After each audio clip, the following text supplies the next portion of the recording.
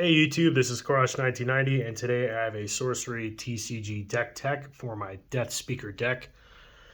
Following the other two decks that I did, this is kind of like a progression series of how I'm altering and changing these decks as I gain new product and do more playtesting against my other souped up decks where they kind of, stepping stool off of each other until I get all of them to a place that I'm quite happy with, which I think I have now finally gotten there.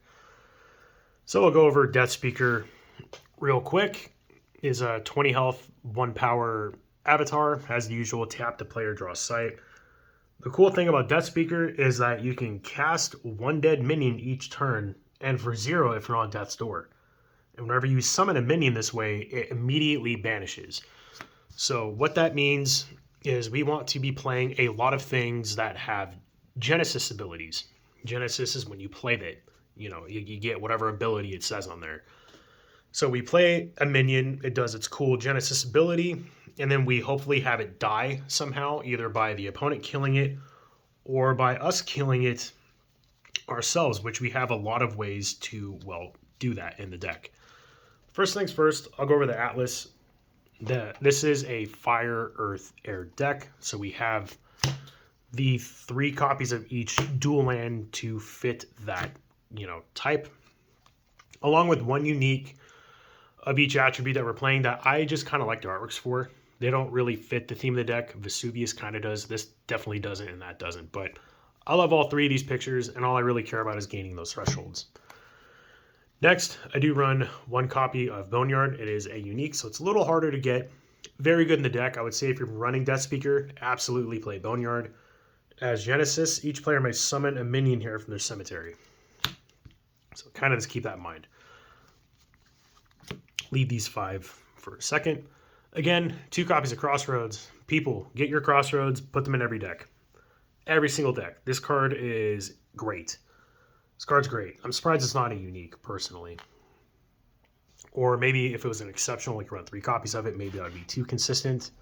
But yeah, Crossroads basically just fixes the top card of your Atlas. So you kind of draw the sites that you're wanting. These 5 cards all fit with like a roadblock / messing up with our opponent's sites little side package that I've fit into this deck that I'm really quite happy with how it's working actually. So Great Wall does exactly what you think it does. Things on the ground cannot pass over the site that Great Wall is at. Bottomless Hole is also great. It's especially good at Pudge Butcher when you drag things into the hole and then drop them in the hole. That does work. I have asked that question 1,000 times and I have now officially been given the correct answer, though I took Pudge Butcher out of this deck. So for another deck, if you really like Pudge Butcher, you like Bottomless Hole, put them in the deck together, have Pudge Butcher, drag things, drop it in the hole, auto kill stuff. Pretty cool. But minions on the ground cannot pass over it. And finally, I have 2 copies of Sinkhole. It does exactly what you think Sinkhole will do for old school Magic players. Sacrifices itself to destroy another site. Pretty basic, pretty straightforward. Now for the rest of the deck. And this is my favorite card that I got from all of my beta booster boxes. I did not get one of these in alpha. And if you don't know, Frank Frazetta did the original artwork. Well, I mean, they used the Frank Frazetta piece for the original artwork for alpha. This is the Alter Art beta version from Brian Smith. And man, that is demonic and creepy as all hell. And I absolutely love it. I think this has officially taken the #1 spot for my favorite artwork in the game over Pudge Butcher. Yeah, this card's insane though. Again, if you're playing Deathspeaker, you're playing red because there's a lot of good Genesis stuff in red, but you are absolutely playing this card. This is like, out of all the staples, out of all the cards in this entire deck, this is the one must buy. Like you absolutely have to have this card. It is unique, so we only have 1 of it, but it says Genesis, kill all other minions. Yeah, that's nuts. That is insane. 7 costs, whatever. 4 power is kind of cool. It means it dies to a lot more stuff, so then you can replay it for added value. Next, I run 4 copies of Vile Imp, and again, this is the new non-Frank Frazetta artwork Vile Imp. I replaced those because I didn't want them to get damaged, and I just like how kind of fun and silly these ones are. Yeah, this has Genesis, deal 2 damage to target adjacent unit. So a good, just cheap minion with a good Genesis ability. Would be even better if it would get into the cemetery more often, but what better way to do that than with Cauldron Crones?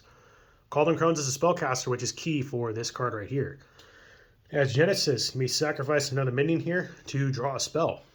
You can only sacrifice your own things, you cannot sacrifice opponent stuff. Sacrifice your Violent to then replay Violent. You get to draw a card. And yeah, it's pretty awesome. The whole reason why I said spellcaster is key for this one card right here called Pact with the Devil.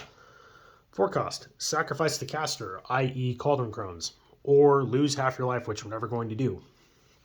Rounding up as well. If you do, draw 3 cards.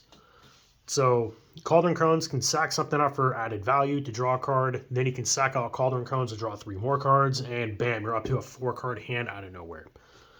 And to round out the rest of the fire cards, I have 4 copies of Minor Explosion. It's a good removal card that can kill things with stealth because it doesn't target the minion, it targets the location. I found to be pretty key in my playtesting. Next for the air cards, I have 2 copies of Riddle Sphinx. It's an airborne 4-power card that costs 6, which is, good value. Airborne is a good ability in this deck, or just in this game in general. And when you play it, it has a Genesis ability of look at your topmost spell. You may put it on the bottom of your spellbook. Then an opponent may exchange your top and bottommost spells. Then you get to draw a card. So you can kind of like play a little mind game with your opponent, tricking a card on the bottom you think is bad, and then they put it back and actually is good, and then you draw it. Or maybe the card actually is bad, and then you're playing a little mind game with your opponent if it's bad or good.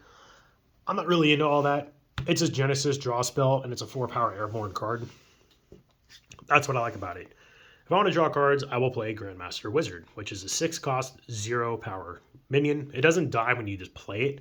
It just will die to anything that even looks in its direction. So keep that in mind, which is good. It's a spellcaster, which is all right. Genesis, draw 3 spells.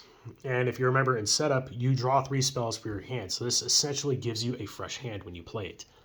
I did not think of this card at first when, looking at it when I first built Deathspeaker, and yeah, I was wrong. This card is very, very good in this deck. And now we play 4 copies of Apprentice Wizard, 3 cost, 1 power, spellcaster, and it has Genesis, draw a spell. Really good to sack out with Cauldron Crones, and then to sack out Cauldron Crones and Pact the Devil to draw literally all the cards.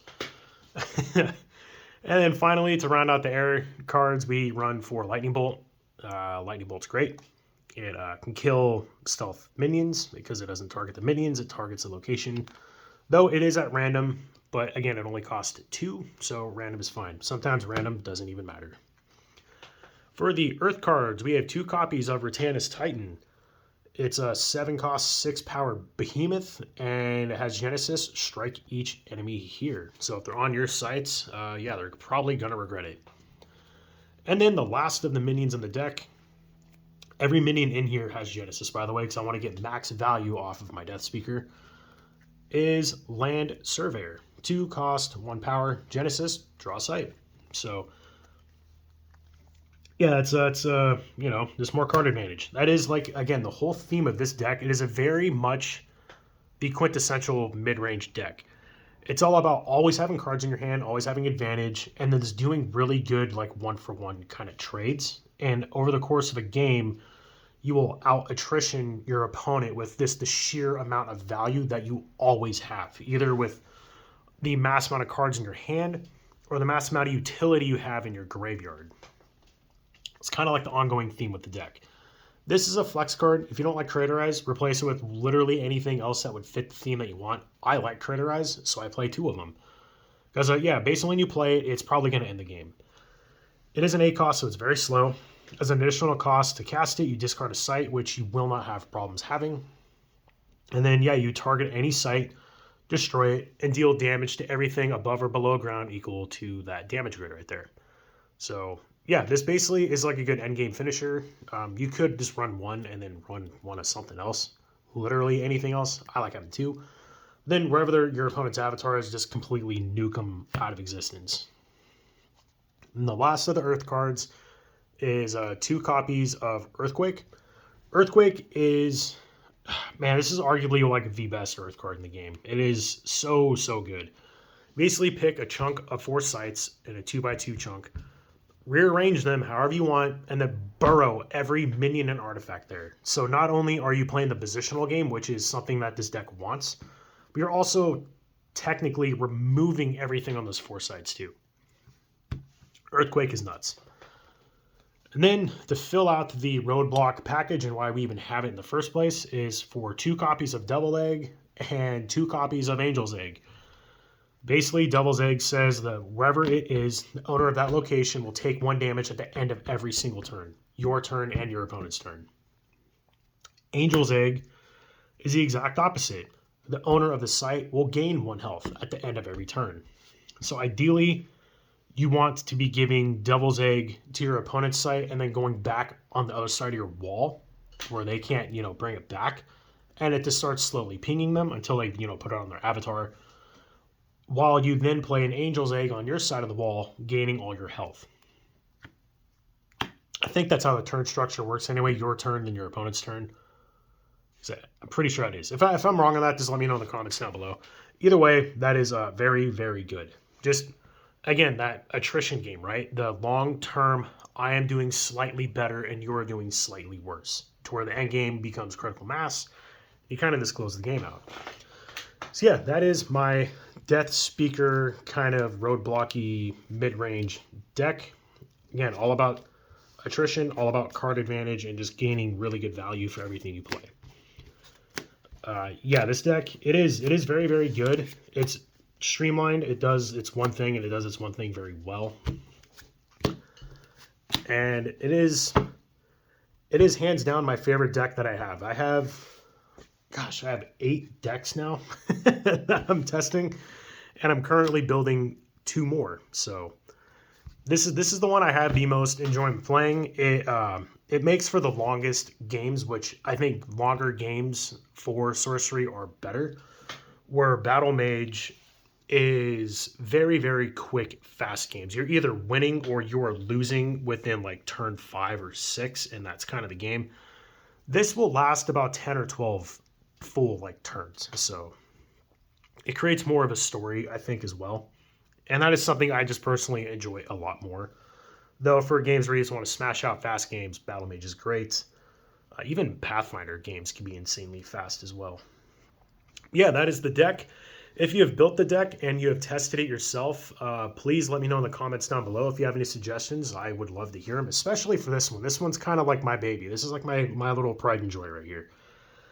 And yeah, anyway, thank you all for watching. Make sure to like, comment, subscribe, and I'll catch you guys later. See ya.